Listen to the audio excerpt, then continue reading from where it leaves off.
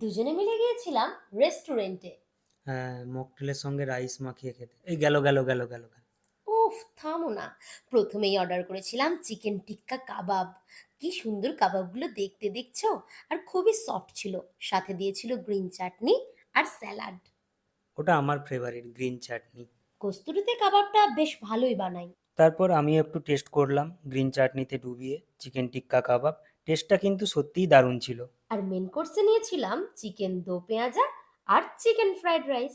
Fried রাইসটা কিন্তু eggless ছিল। কারণ এগে আমার অ্যালার্জি। কি সিরিয়াস মুখ করে দেখছো? কারণ ওখানে ওয়েটারটা খুব ভালো সার্ভ করছিল।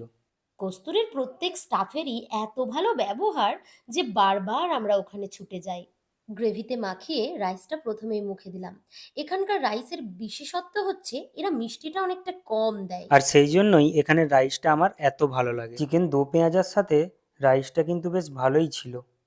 তোমার এক্সপ্রেশন দেখেই বোঝা যাচ্ছে। চলো এবার একটু মকটেল টেস্ট করি। এখানকার এই গ্রিন কিস মকটেলটা আমার যা লাগে না, যখনই মুখে দিই দারুণ রিফ্রেশিং ব্যাপার। একবারে তো মন ভরেই না। ওই জন্য বারবার যতবার এখানে যাই এই গ্রিন কিসটাই খাই। সে আর বলতে, না হলে কেউ মকটেল মেখে ভাত খায়?